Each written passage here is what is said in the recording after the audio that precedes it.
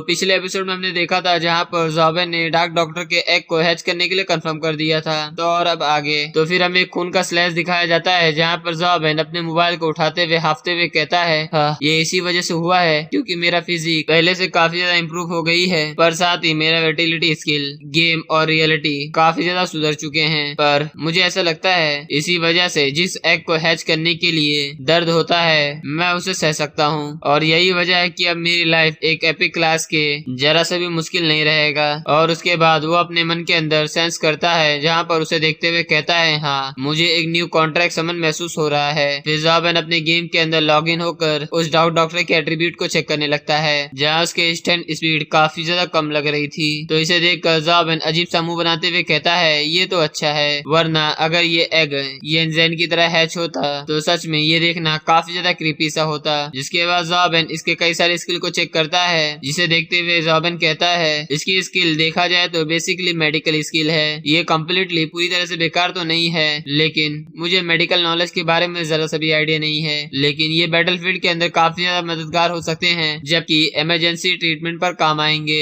और साथ ही उस गोस्ट को देखते हुए कहता है, ये डार्क डॉक्टर केवल अभी अपने हैचिंग फॉर्म में है, लेकिन ये फिर से अपने एपिक क्लास की पावर को फिर से रिगेन कर लेगा जिससे वो सोल डॉक्टर बन सके जैसे कि वो लाइफ प्रोविडेंस का था। और मुझे ऐसा तो नहीं लगता है कोई भी इसके टेरिफाइंग सेपरेशन से बाहर निकल सकता है जो कि सच में काफी ज्यादा मिस्टीरियस था। लेकिन इसी वजह से वो थोड़ा सा निराश होते हुए कहता है, लेकिन लो लेवल के कंपेनियन बीस्ट एग इसके ऊपर ज्यादा इफेक्टिव नहीं रहेंगे जिससे ये लोग एग को खाकर काफी ज्यादा तेजी से बढ़ सकते हैं। लेकिन इस तरीके का हाई लेवल क्रिएचर के लिए मुझे एपिक क्लास की एग की जरूरत होगी, लेकिन मैं उन्हें कहां से ले आ सकता हूं जबकि मैं उन्हें हरा ही नहीं पाता। लगता है मैं फिर से उसी इन्फिनिटी लूप में फंस चुका हूं जहां पर मुझे कई सारे कंपेनियन बीस्ट को मारकर उनके एग को लेकर अपने कंपेनियन बीस्ट को खिलाना होगा। लेकिन तभी ज़ॉबेन के दिमाग में कुछ याद आता है जिसे सोचकर ज़ॉबेन कहता है, लेकिन अगर मैं किसी के साथ टीम अप कर जो कि काफी ज्यादा स्ट्रांग हो जहाँ पे मैं उनके साथ मिलकर एपिक क्लास के क्रिएचर से लड़ता हूँ तो शायद ये काम कर सकता है। लेकिन मैंने पहले ही अपने सीनियर से फेवर ले चुका हूँ इसलिए मैं उनसे मदद नहीं मांग सकता। जिसके बाद वो अपने फोन को देखकर कुछ सोच रहा था और फिर नेक्स्ट सीन ट्रेनिंग रूम की तरफ शिफ्ट हो जाता है। हमें वहाँ पर ली जुयान का सीन दिखाया जाता है जहाँ पर ज़ॉबेन उसे कॉल कर सारी बातें बता देता है। तो ली जुयान उससे कहता है, यानी तुम ये चाहते हो कि तुम टीम अप कर एपिक क्लास के क्रिएचर का सामना करो, ये सच में काफी ज्यादा अच्छा है, मैं तुम्हारे साथ हूँ। और साथ ही ली जुयान ज़ॉबेन का धन्यवाद करते हुए हमारे बकरे भाई के बारे में कहता है, उसकी वजह से मेरा immortal God combat life Providence काफी ज्यादा स्ट्रांग हो चुका है। लेकिन ज़ॉबेन उससे कहता है, अभी मैंने इस चीज के लिए डिसाइड नहीं किया है और जैसे ही मैं इसके लिए मन बना लूंगा तो मैं तुम्हें कॉल कर जरूर बता दूंगा। जिसके बाद ज़ॉबेन फोन रखने के बाद एक और किसी को फोन लगाता है जहाँ पर वो हुआन जी को कॉल कर उससे पूछते हुए कहता है, सीनियर आखिर आप कहाँ पर हो? तो हुआन जी उससे बोलता है, मैं Holi land of the federation के अंदर कुछ काम से आया हूँ। तो ये बात सुनकर वो फोन रख देता है और साथ ही वो सोच रहा था सीनियर हुआन जी तो यहाँ पर नहीं है, इसलिए मुझे ऐसा लगता है कि मुझे उन लोगों के साथ जाने के सिवा और कोई मेरे पास रास्ता नहीं है। और साथ ही ज़ॉबेन अपने टारगेट को अभी चुनने का सोच रहा था इसलिए ज़ॉबेन लॉग इन कर गेम के डंजन के सामने आ जाता है जहाँ पर वो चूज कर सकता था कि आखिर उसे किस डंजन के अंदर जाना था। और साथ ही उसे देखते हुए कहता है, मुझे अब कोशिश करना होगा कि जितना ज्यादा हो सके मैं इंग्रेडिएंट के ऊपर ध्यान दूं, ना कि किसी ऐसे ट्रिकी या एपिक क्लास के क्रिएचर के ऊपर ध्यान दूं जिससे मुझे ज्यादा कोई मुसीबत ना आए, जिससे हमारा सक्सेसफुल रेट भी काफी ज्यादा सही रहे और ये बाकी लोगों के लिए भी काफी ज्यादा अच्छा होगा। और साथ ही ज़ॉबेन सभी डंजन को देखते हुए कहता है, मैं अभी तक कई सारे एपिक क्लास के क्रिएचर का सामना कर चुका हूँ पर अभी तक मैंने उस होला पावर से यानी कि एरो का निकलने का अभी तक रास्ता नहीं ढूंढ पाया हूँ। और इसके अलावा ज़ार्डियन गेट के अंदर मैं अकेला ही जा सकता हूँ जहाँ पर मैं उन क्रेन से लड़ूंगा जिनके अंदर वो अजीब तरीके की मिस्टीरियस पावर है। और एंड केन के अंदर वो गोल्डन फ्लाई एंड उसका इंस्टेंट की लेवल काफी ज्यादा ओपी है और मैं तो वहाँ वैसे भी नहीं जा सकता। और इसके अलावा उसका जो डायमेंशनल एरिया है मुझे उसका तो ये भी नहीं पता कि आखिर वो रियल में कहाँ पर है। तो ज़ॉबेन ये सब के बारे में सोचकर उसका दिमाग काफी खराब हो रहा था तो उसको लास्ट में सिर्फ केवल फेरी के बारे में याद आता है, इसलिए उसे देखते हुए कहता है, क्या वो वीकर क्लास के क्रिएचर हो सकते हैं? जिसके बाद वो ड्रैगन गेट ग्रोटियोस बिंगियान सिटी केव में आ जाता है जिसे देखकर ज़ॉबेन कहता है, बिंगियान केव के अंदर ये पहली बार है कि मैं यहाँ पर आया हूँ। और ज़ॉबेन यहाँ ड्रैगन गेट इंडिपेंडेंट है जिसकी वजह से यहाँ पर आना काफी ज्यादा अच्छा हो सकता है और इसके अलावा यहाँ पर दोस्तों के साथ आने के लिए काफी ज्यादा अच्छी जगह है बाकी दूसरे एरिया से, क्योंकि उनमें हमें काफी ज्यादा गहराई से एक्सप्लोर करने के लिए जाना पड़ता है, लेकिन इसके अंदर इतना ज्यादा भी जरूरी नहीं है। लेकिन तभी एक जोरदार रोर की आवाज आती है, जहाँ उसके सामने हमें टाइगर को दिखाया जाता है, जिसे देखकर ज़ोबेन कहता है ये तो काफी ज्यादा क्यूट लिटिल टाइगर है। लेकिन तभी वो क्यूट सा टाइगर जंप करते हुए ज़ोबेन के ऊपर अटैक कर देता है, लेकिन ज़ोबेन उसके अटैक को डॉज तो कर लेता है, लेकिन वो टाइगर की पावर देखकर काफी ज्यादा हैरान था,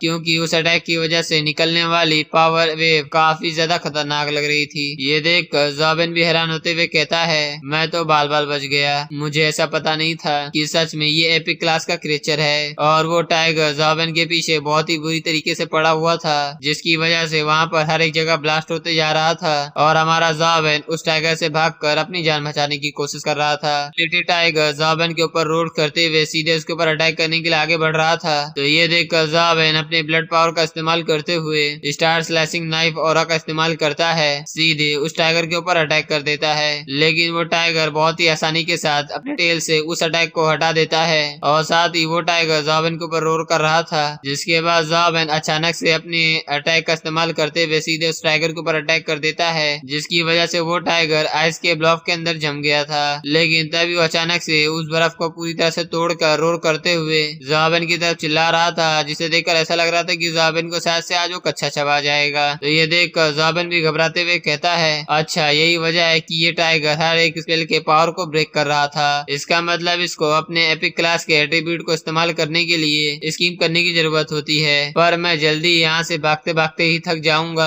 और मुझे ऐसा नहीं लगता कि ये टाइगर इतनी ज्यादा जल्दी मेरा पीछे छोड़ने वाला है। और ज़ोबेन उससे जान बचाने के लिए भाग ही रहा था, लेकिन तभी वो टाइगर रोर करते हुए फिर से ज़ोबेन के ऊपर अटैक करता है, और फिर अचानक ही उसकी फोन की लाइट बंद हो जाती है, यानी कि वो उसका गेम वहीं पर तमाम हो गया था। तो ये देखकर ज़ोबेन लंबी से सांस लेते हुए कहता है मुझे जैसा ही लगा ही था कि मैं अकेले किसी भी एपिक क्लास के क्रिएचर को इतनी आसानी से तो नहीं हरा सकता, पर अगर मुझे केवल इतना ही करना है तो शायद किसी टीम के साथ मिलकर ये किया जा सकता है। और साथ ही वो सोच रहा था एपिक क्लास के क्रिएचर के एट्रीब्यूट ही एक ऐसा रीजन नहीं है जिसकी वजह से उससे निपटना इतना ज्यादा मुश्किल होता है। इसके अलावा उनकी यूनिक मिस्टीरियस पावर और लाइफ प्रोविडेंस, और साथ ही उनके पावरफुल वेटेलिटी स्किल, और इन सबसे बड़ी उनकी लाइफ सोल होती है। इसकी जो संभावना होती है यही एक काफी ज्यादा बड़ा गैप डिस्टेंस है, जो कि एक लेजेंडरी क्लास क्रिएचर और एपिक क्लास के क्रिएचर में होता है। और जिसके बाद वो टाइगर के बारे में सोचते हुए कहता है अभी जिससे मैं लड़ा था वो मुझसे काफी ज्यादा तेजी से आकर गुस्से के साथ लड़ा था,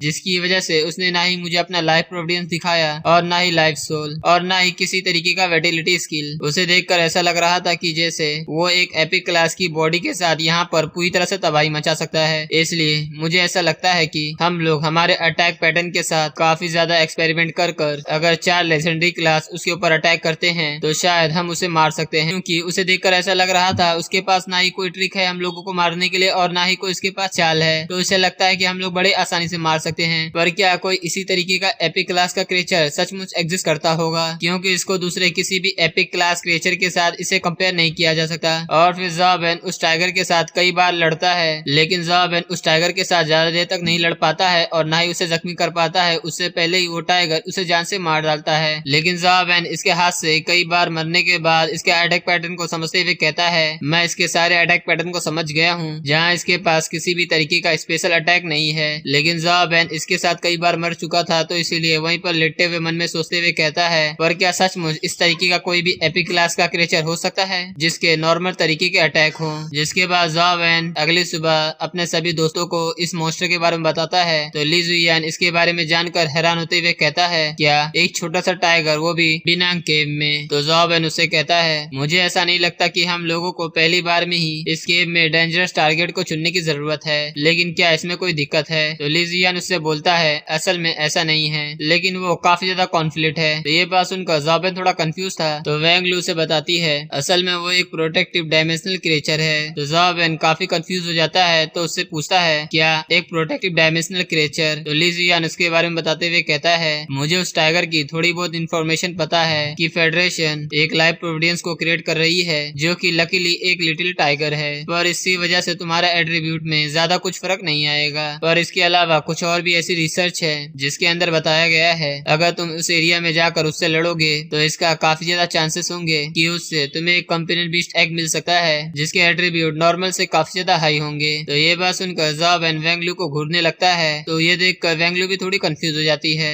तो ली जुयान उसके बारे में आगे बताता है, कुछ लोग इस तरीके से सोचा करते थे कि ये लाइफ प्रोविडेंस बुद्धिस्ट स्टोर से आया है, जहाँ पर प्रिंसेस सेतुबान ने अपने आप को टाइगर को खिलाकर खुद को सेक्रीफाइस कर दिया था, क्योंकि वहाँ पर ये चीज काफी ज्यादा लकी मानी जाती थी कि कोई टाइगर अगर किसी बुद्धा को खा जाता है। और वहीं पर यह टाइगर सबसे ज्यादा छोटा एपिक वीकेस्ट क्लास का था, जो कि इस गैंगवार से बाहर निकल कर आ गया था। इसके कैरेक्टरिस्टिक और सेक्रीफाइजेशन काफी ज्यादा लो है। और आखिर में जब फेडरेशन वहाँ पर पहुंची थी तो मिलिट्री ने सारे के सारे गैम्बियन केव को अपने अंडर में ले लिया था, और उसके बाद उसके अंदर कई सारे रूल बना दिए थे, जिसकी वजह से वो बिंगियन केव के अंदर जाना काफी ज्यादा मुश्किल हो गया था। और हर बार उसके अंदर जाने के लिए टाइम और एंट्री दोनों ही देखना पड़ता है। और फिर हमें ड्रैगन केव के विंगियन फोर्ट्रेस के बारे में बताया जाता है। वहाँ पे हर एक विड्रॉ के लिए उन्हें 10,000 यान देना पड़ता है, लेकिन केवल 1% चांस होता है कि तुम उस लॉटरी टिकट को अच्छे से जीत सकते हो। और 99% लोग केवल 1 से 5 घंटे के अंदर की लॉटरी टिकट जीत पाते हैं, लेकिन केवल 1% ऐसा चांस होता है कि तुम्हें केवल एक ऐसा प्राइज मिले जिसमें तुम आराम से 72 घंटे अंदर जाने का मौका मिल सकता है। और वहीं पर खड़ा हुआ गार्ड उन सभी से कहता है, यहाँ पे कोई भी गंदी सी ट्रिक खेलने की कोशिश नहीं करेगा, क्योंकि मैं चीज को सेंस कर सकता हूँ, तो इसलिए तुम में से ऐसा कोई भी इसके बारे में सोचना मत। तो फिर हम सामने की तरफ देखते हैं, जहाँ पर कोई और नहीं बल्कि ज़ॉबेन के दोस्ती खड़े हुए होते हैं। तो उसकी बात सुनकर ली जुयान ज़ॉबेन से कहता है, तो चलो देखते हैं कि आखिर इसके अंदर किस तरीके का रिजल्ट आता है। तो वांग लू आगे बढ़ते हुए बड़े ही एटीट्यूड से कहती है, तुम इसको मुझ पर छोड़ दो। और फिर कुछ ही देर बाद उसके पास 4 पासेस होते हैं, जहाँ पे वो सभी से कहती है कि चलो अंदर आखिर कौन चलना चाहेगा। तो वांग लू के पास 4 पासेस देखकर वो सभी काफी ज्यादा हैरान हो गए थे, क्योंकि यहाँ पर हमारी वेंग लू दीदी ने चारों के चारों स्पेशल एंट्री कार्ड जीते थे। तो ये देखकर वहाँ पे खड़ा हुआ गार्ड काफी ज्यादा हैरान होते हुए मन में सोचते हुए कहता है, आखिर ऐसा पॉसिबल कैसे हो सकता है कि इसने एक साथ 4 स्पेशल प्राइजेस को जीत लिया, लेकिन मैंने यहाँ पर किसी भी चीटिंग का पावर को सेंस नहीं किया था जो कि इसके अंदर इंटरफेयर कर रही हो। इसलिए वो मैन्युफैक्चर डिपार्टमेंट को नोटिफाई करते हुए कहता है, ऐसा लगता है कि ये मशीन शायद से पूरी तरीके से खराब हो चुकी है, लेकिन भला इसको कौन बताए कि ये कोई और नहीं हमारे वेंगलू दीदी है, जिसका लक तो आसमान पे ही रहता है। अब अंदर आने के बाद ली जुयान वेंगलू से पूछता है, आखिर ऐसा कैसे हो सकता है कि तुम एक साथ 4 पासेस को जीत सकती हो। तो वो उससे कहती है, मैंने तो ऐसा कुछ नहीं किया, मैंने तो बटन को कुछ बार दबाया था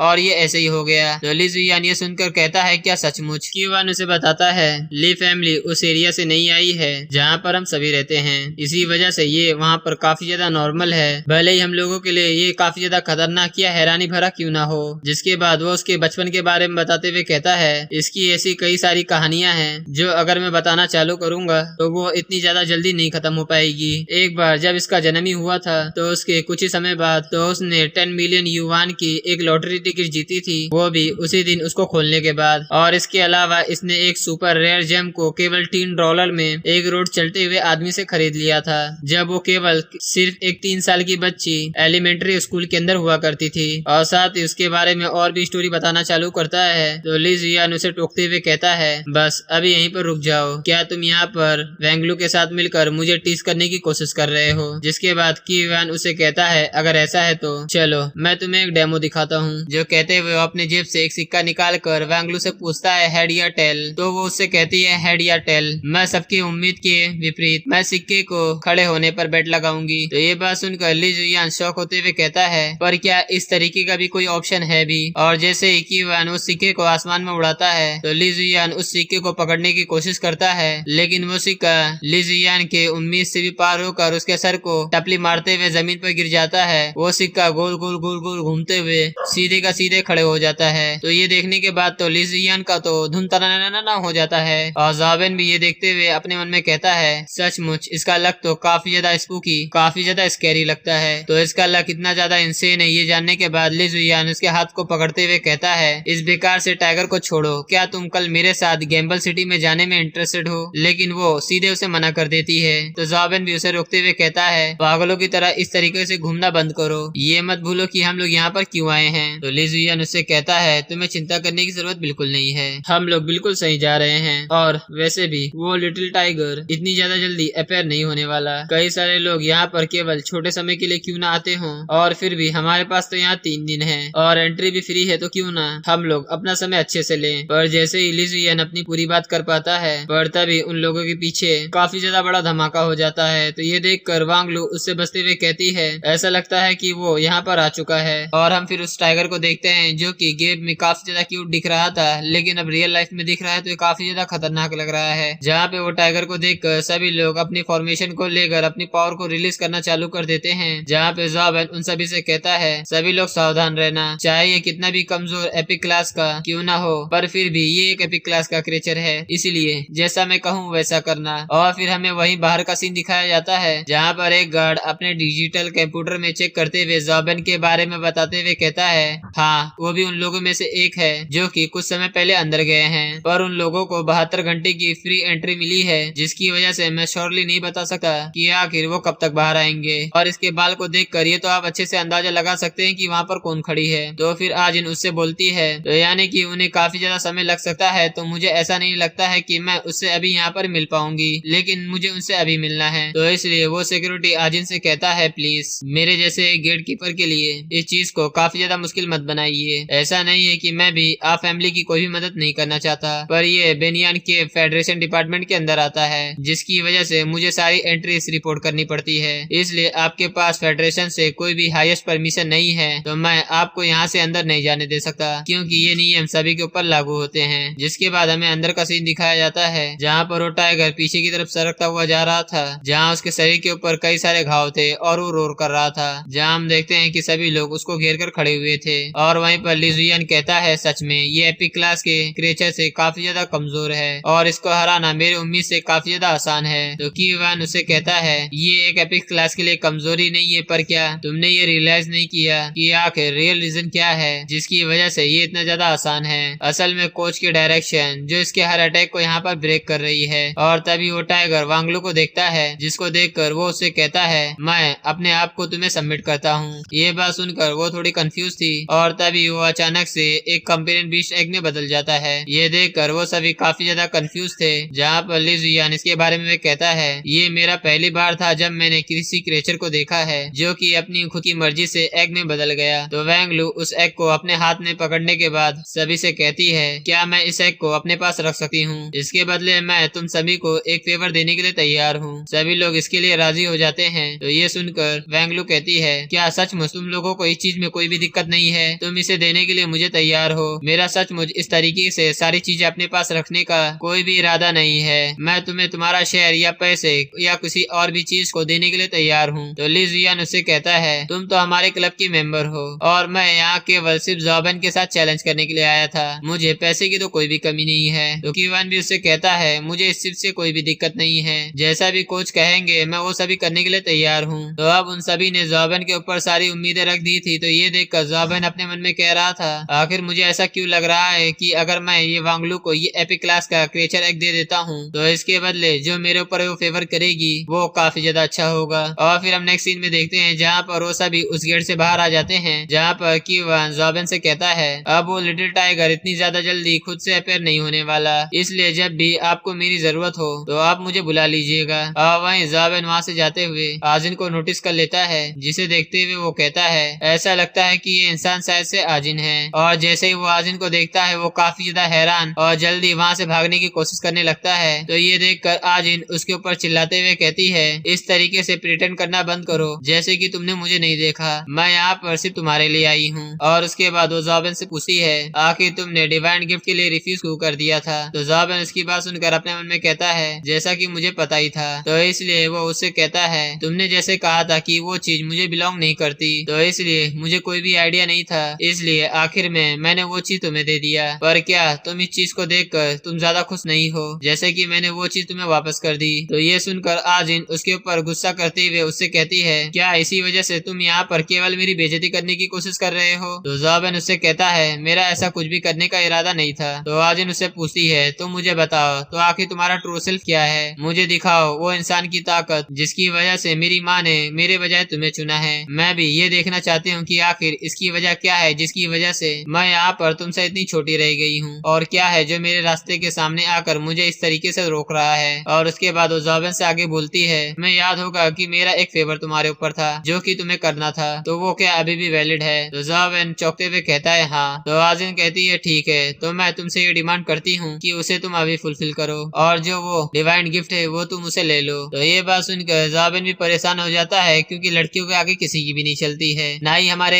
इस लिखने वाले राइटर की और ना ही हमारे मेन प्रोटैगनिस्ट ज़ोबेन की। तो इसलिए उसको ना चाहते हुए भी उसकी बात को मानना पड़ता है। उसके बाद नेक्स्ट सीन आजिन ज़ोबेन को अपने रूम पर ले आती है, जहाँ पे हमें उसका न्यू लुक दिखाया जाता है जो कि कसम से काफी ज्यादा हॉट लग रही थी। सॉरी। तो ज़ोबेन उससे पूछता है आखिर तुम ये क्या कर रही हो? तो आजिन उसे कहती है आखिर तुम्हारी हालत तो देखो, तुम्हें देखकर ऐसा लगता है कि तुम्हें जरा सा भी डिवाइन गिफ्ट के बारे में नहीं पता है, तो इसलिए मैं यहाँ पर तुम्हें उसके बारे में बताने के लिए आई हूँ। ज़ोबेन उसे देखकर अपने मन में फील करते हुए सोचता है ये यहाँ पर इस तरीके से मुझे फील करवा रही है कि जैसे ये कहाँ की कोई टीचर हो। तो आजिन उसे बताते हुए कहती है जो टेरिटरी जिसे हम डिवाइन गिफ्ट कहते हैं असल में वो एक तरीके का डायमेंशनल एरिया है। वहाँ पर कई सारे पावरफुल क्रिएचर रहते हैं जिन्हें हम लोग डेमीगॉड के नाम से जानते हैं। उनके पास केवल टेरिफाइंग पावर नहीं होती बल्कि इसके अलावा वो इंसानों के बारे में काफी अच्छी तरीके से जानते हैं, इसलिए वो उन्हें ट्रायल पास करने का चांस दिया करते हैं और वो काफी ज्यादा पावरफुल ब्लड लाइन पोजेस करने के लिए भी दिया करते हैं। और वो 6 हीरोज जिन्हें हम काफी अच्छे तरीके से जानते हैं वो पहले इंसान जिन्हें उन्हें सबसे पहले ब्लड लाइन मिली थी और उसी के डिसेंडेंट उन सभी ब्लड लाइन को इनहेरिट करते हैं। और वो होली एम्परर फिजिक जो कि जॉन ने उस बैटलफील्ड में इस्तेमाल करी थी वो भी उन सभी 6 ब्लड लाइन में से एक है। पर वो डिसेंडेंट जिसके पास ये ब्लड लाइन है वो शुरुआत में इतना ज्यादा पावरफुल नहीं था और बाकी उतने ज्यादा वीक भी नहीं। तो ज़ोबेन ये सुनने के बाद उससे कहता है पर क्या ये पावर किसी भी ब्लड लाइन को चेंज कर सकती है? तो आखिर इस डिवाइन गिफ्ट को केवल यंग जनरेशन को ही क्यों दिया जाता है जो हाई रैंकिंग के एक्सपर्ट होते हैं? क्या वो इसके लिए कुछ भी नहीं कहते? आजिन बोलती है ऐसा नहीं है कि वो लोग इसको चाहते नहीं है, पर वो चाहकर भी ऐसा नहीं कर सकते, क्योंकि कहा जाता है इन सभी डेमीगॉड डोमेन के अंदर कुछ रूल्स होते हैं। यहाँ पर सिर्फ लेजेंडरी रैंक के या इससे कम लेवल के ही इस डोमेन डिवाइन गिफ्ट के अंदर जा सकते हैं। तो ये जानकर ज़ोबेन कहता है अच्छा अब मुझे समझ में आया कि आखिर सिस्टर लेन ने मुझसे ऐसा क्यों कहा था कि टियान जाओ इस पावर को पाने के लिए पहले से इतना ज्यादा स्ट्रॉन्ग क्यों है। तो आजिन उससे कहती है वो भी एक रीजन था, मेरे भाई ने इससे पहले वाले डिवाइन गिफ्ट के लिए पार्टिसिपेट किया था लेकिन उसे ये नहीं मिला, या फिर मुझे ये कहना चाहिए कि उस बार किसी को भी डिवाइन गिफ्ट नहीं मिला था। और उसकी ये सारी की सारी बातें खत्म हो जाने के बाद हमें सिस्टर लेन की तरफ दिखाया जाता है जहाँ पर आजिन ने अपनी माँ को सारी की सारी बातें बता दी थी। तो ये बात सुनकर उसकी माँ सरप्राइज होते हुए कहती है सच में ये लड़की भी। जिसके बाद वो आशियन से कहती है आजिन ने मुझसे कहा है कि उसने ज़ोबेन को एग्री करवा लिया है जिससे वो टेरिटरी डिवाइन गिफ्ट के डोमेन के अंदर उसकी बजाय जाने के लिए तैयार है, इसलिए मैं तुम्हारे ऊपर भरोसा करती हूँ कि तुम उसे वहाँ पर लेके जाओगे। तो आशियन उससे कहता है आप इसकी चिंता मत लीजिए। जिसके बाद हम नेक्स्ट सीन में देखते हैं जहाँ पर ज़ोबेन ने अपने सारे कपड़े पैक कर लिए थे, जहाँ पर आशियन उससे कहता है तुम बस केवल उसी चीज को पैक करना जिसकी तुम्हें जरूरत है और बाकी सारी चीजें मैं देख लूंगा। जिसके बाद हमें ज़ोबेन के हाथ में एक पेंडेंट को दिखाया जाता है जहाँ पर हमें उसके फ्लैशबैक की मेमोरी में दिखाया जाता है जहाँ पर ज़ोबेन अपने टीचर के सामने खड़ा हुआ था और ज़ोबेन अपने टीचर को सभी चीजें बता देता है कि आखिर उसे कहाँ जाना है और अपने टीचर से पूछता है कि मेंटोर आप इसके बारे में कुछ जानते हो? तो उसके टीचर कहते हैं नहीं, लेकिन देखा जाए तो नेचुरली मैं किसी भी स्कॉलर से काफी कुछ जानता हूँ उस डायमेंशनल एरिया के बारे में। और इसलिए टीचर के हाथ में जो पेंडेंट होता है उसे निकाल कर ज़ोबेन को दे देते हैं और कहते हैं मैंने सोचा था कि मैं तुम सभी के लिए ये चीजें सभी को बना कर दूंगा, पर तुम पहली बार है कि तुम इस तरीके से जा रहे हो तो इसलिए मैं तुम्हें ये देता हूँ। तो ज़ोबेन उससे पूछता है कि आखिर ये क्या है? तो टीचर कहते हैं तुम उसे ऐसा सोच सकते हो कि ये एक एम्बुलेट है। जिसके बाद सीन हमें प्रेजेंट टाइम का दिखाया जाता है जहाँ पर ज़ोबेन का गेट कोई जोर जोर से नॉक कर रहा था, तो उसकी आवाज सुनकर ये समझ जाता है कि ये कोई और नहीं बल्कि लिजियान है। जहाँ पर वो अंदर आने के बाद ज़ोबेन से कहता है क्या सच में? आखिर तुमने मुझे इसके बारे में क्यों नहीं बताया? मैंने पहले ही तुम्हारा नाम डिवाइन गिफ्ट की फाइनल लिस्ट में देख लिया था, पर आखिर तुमने मुझे क्यों नहीं बताया कि तुम भी वहाँ पर जाने वाले हो, क्योंकि हम दोनों एक साथ वहाँ पर जा सकते हैं और मुझे ऐसा लग रहा था कि मैं वहाँ पर अकेले जाने वाला हूँ। मैं यहाँ पर अपनी सारी चीजें लेकर आ गया हूँ, तो बताओ हम लोग वहाँ पर कैसे जाएंगे? तभी आशियन ज़ोबेन से कहता है मुझे ऐसा नहीं लगता कि तुम इस चीज का बुरा मानोगे अगर हम लोग ली फैमिली के यंग मास्टर को अपने साथ लेकर चलते हैं। तो ज़ोबेन आशियन के बारे में उसे बताता है कि सिस्टर लेन ने जिससे वो मुझे टेरिटरी ऑफ डिवाइन गिफ्ट तक ले जा सके। तो ये जानकर लिजियान काफी हैरान हो जाता है और चिल्लाते हुए आशियन के बारे में बताते हुए कहता कहता है इसके बारे में कहा जाता है ये कोल्ड ब्लडेड रूथलेस डीमन है जो कि टियानजाओ के साथ रहा करता है, इसलिए वो घबराते हुए पीछे की तरफ सरकता हुआ जा रहा था। तो शेन ये सुनने के बाद उससे कहता है अच्छा इस तरीके से लोग मुझे देखा करते हैं, मुझे इसके बारे में तो पता ही नहीं था। और फिर वो ली जुयान से बोलता है आप चिंता मत करिए, मैं आपको मेरी वो साइड नहीं दिखाने वाला। लेकिन उसकी बात सुनकर वो अभी भी परेशान हो रहा था और अपने मन में सोच रहा था मुझे थोड़ा सा असर हो जाना चाहिए कि आखिर मेरा इंश्योरेंस कहाँ पर है, और मुझे ऐसा नहीं लगता कि मुझे यहाँ पर किसी और असिस्टेंट की जरूरत पड़ने वाली है। जिसके बाद वो ज़ॉबेन को साइड में ले जाकर उसके कान में खुशफुसाते हुए कहता है आप फैमिली ने तुम्हारे लिए वॉल लॉर्ड के डीमन एजेंट को भेजा है, सच में ये देखने में काफी ज्यादा कमाल का है। तो ज़ॉबेन उससे कहता है क्या तुम अभी भी उसके बारे में इस तरीके से बातें कर रहे हो। तो ये बात सुनकर आशन उससे कहता है हे मैं तुम सभी की बातें सुन सकता हूँ। तभी उसका फोन बजने लगता है और यहाँ पर उसके पास तियानजाओ का फोन आया था, जहाँ वो फोन उठाते हुए कहता है वॉल लॉर्ड। और फिर हमें तियानजाओ का सीन दिखाया जाता है जहाँ पर वो उससे कहता है ये एक मिलिट्री ऑर्डर है, इसलिए तुम्हें इसे कंफर्म करना होगा और तुम्हारे होली लैंड जाने के रास्ते में क्यूनलैंड माउंटेन आएगा, और अगर तुम समय बचाना चाहते हो तो उन दोनों को भी अपने साथ लेकर आ जाओ। तो शेन बोलता है मैं समझ गया। जिसके बाद वो फोन रख देता है। जिसके बाद वो उन दोनों को आवाज देता है जहाँ पर वो दोनों कंफ्यूज हो गए थे, जहाँ पे आशन उन दोनों से कहता है तो आखिर बताओ तुम दोनों को क्या लगता है क्यों ना क्यूनलैंड माउंटेन हमारे होली सिटी के जाने के रास्ते में है, तो क्यों ना पहले वहाँ पर चलते हैं। अब सीन शिफ्ट होता है, हमें शाम का सीन दिखाया जाता है जहाँ पर वो लोग अपनी कार को भगाते हुए सीधे होली लैंड की तरफ चल पड़ते हैं। लेकिन ली जुयान काफी ज्यादा परेशान होते हुए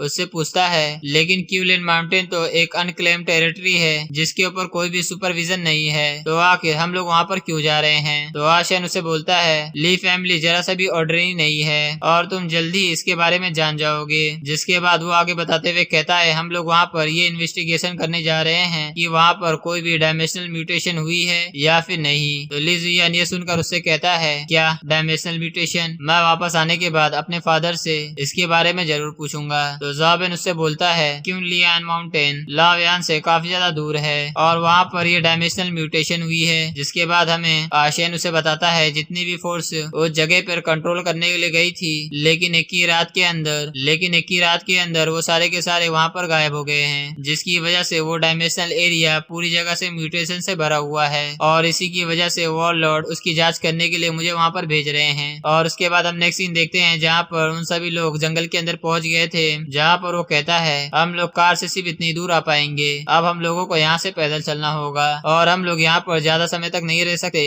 इसलिए हम लोगों को जितना ज्यादा जल्दी हो सके डायमेंशनल फ्लक्चुएशन को इकट्ठा कर वहाँ से जाना होगा। और रात में यहाँ ठंड बहुत ही ज्यादा बढ़ जाती है, इसलिए अगर तुम लोगों को ठंड लगे तो कार के अंदर गर्म कपड़े रखे हुए हैं। लेकिन ली जुयान मना करते हुए कहता है नहीं, मैंने अपने वेलिटिलिटी टेक्निक को ऐसे तो कल्टीवेट नहीं किया है। तो ज़ॉबेन भी कहता है मुझे भी जरूरत नहीं है। लेकिन हम ली जुयान की हालत देखते हैं जो अपनी मर्द वाली ताकत दिखा रहा था, लेकिन उसके चेहरे को देखकर तो लग रहा था कि उसकी हालत बहुत ही ज्यादा खराब होने वाली है। लेकिन ज़ॉबेन अपने मन में सोच रहा था जो एंशिएंट सूत्रा है वो सर्दी में काफी ज्यादा एक्सट्रीमली इफेक्टिव है। और फिर तभी हमें आसमान में एक छोटा सा बर्ड दिखाई देता है जो चिरप चिरप करते हुए सीधे ज़ॉबेन के सर पे आकर बैठ जाता है, जिसे देखकर ऐसा लग रहा था कि उसे वहाँ पर आकर बहुत ही ज्यादा सुकून मिल रहा हो। जिसके बाद नेक्स्ट सीन में देखते हैं जहाँ पर वो सभी लोग एक जगह आग जलाकर वहीं पर बैठे हुए थे, जहाँ पे ली जुयान उस पक्षी को ज़ॉबेन के सर पर बैठा हुआ देखकर उसका मजाक उड़ाते हुए कहता है लगता है ये सभी जानवर तुमसे काफी ज्यादा प्यार करते हैं। और साथ ही उस बर्ड को खिलाते हुए कहता है क्या सच में ये कोई जानवर भी है, क्योंकि वो काफी ज्यादा क्यूट लग रहा है। और वहीं पर आशन उसकी क्लास को सेंस करने की कोशिश करता है, लेकिन उसे समझ में नहीं आ रहा था कि आखिर ये क्या चीज है जिसकी वजह से ये इसकी स्किल कैंसिल हो रही थी, जहाँ पे वो ये भी नहीं डिटेक्ट कर पा रहा था कि आखिर इसकी क्लास क्या है। लेकिन उसे देखते हुए कहता है पर जो भी हो ये हमारे सेफ रेंज के अंदर है। तो ली जुयान उससे कहता है आखिर क्या वजह है जिसकी वजह से ये इसके ऊपर ऐसी बैठी हुई है। ये काफी ज्यादा अजीब सा है क्योंकि ये छोटा सा एनिमल देखने में काफी ज्यादा सॉफ्ट है और इसे देखकर ऐसा नहीं लग रहा कि इसे जरा सा भी गुस्सा आ रहा है। ये तो ज़ॉबेन के सिर पर ऐसा बैठा है जैसे कि वो उसका घोंसला है, तो क्यों ना ज़ॉबेन इसे अपना पेट बना ले। तो ज़ॉबेन उससे कहता है इसे मेरे सिर से हटाओ, और साथ ही अपने मन में सोच रहा था पहले से ही मेरे घर पर सोना खाने वाले क्रिएचर पहले से ही बैठे हुए हैं, उसके बाद एक ये, इसलिए वो उसे वहीं जमीन पर छोड़ देता है। तो ये देख कर वो पक्षी काफी ज्यादा हैरान था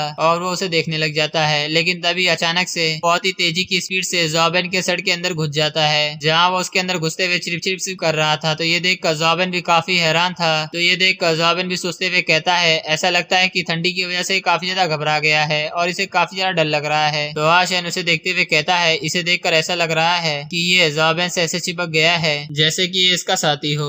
लेकिन ज्यादातर डायमेंशनल क्रिएचर जो कि बर्ड जैसे होते हैं वो हमेशा अपने पेरेंट्स के साथ रहते हैं। तो ये सुनकर ली जुयान उससे कहता है बर्डली क्या इस तरीके के डायमेंशनल क्रिएचर जन्म से स्ट्रॉन्ग नहीं होते हैं? तो आशियान उससे बोलता है कि ज्यादातर नहीं, मिलिट्री ने ये पता लगाया है ज्यादातर जो एडल्ट डायमेंशनल क्रिएचर होते हैं वो बचपन में काफी ज्यादा कमजोर हुआ करते हैं। और क्या मिस वांग फी तुम लोगों को नोमा किलिंग रेलम पर नहीं लेकर गई थी? तो ये बात सुनकर वो दोनों कहते हैं हाँ हमें याद आया और हमने उसे देखा था, लेकिन ज़ोबेन का ध्यान छोटे से पक्षी पर था जहाँ पर वो उसे निकालते हुए कहता है लेकिन आखिर ये मुझसे इस तरीके से क्यों चिपक रहा है? ऐसा नहीं कि इसे मेरी बॉडी से, लेकिन तभी उसे कुछ याद आते हुए कहता है रुको, ऐसा नहीं हो सकता। क्या ये छोटा सा पक्षी मेरे अंदर से निकलने वाले एंशिएंट एम्परर सूत्रा को महसूस कर पा रहा है? तो ली जुयान उससे पूछता है आखिर तुमने तुम्हारे बकरे भाई को क्या किया? तो ज़ोबेन उससे कहता है अरे वो उसे तो मैंने वांगलू को उसका ख्याल रखने के लिए दे दिया था। तो ये सुनकर ली जुयान अपने मन में सोचता है क्या वांगलू तुमने दे दिया है? मगर ऐसा ना हो कि उसे लेकर वो काफी ज्यादा पछताए। लेकिन उसकी बात सुनकर ज़ोबेन थोड़ा सा कंफ्यूज था।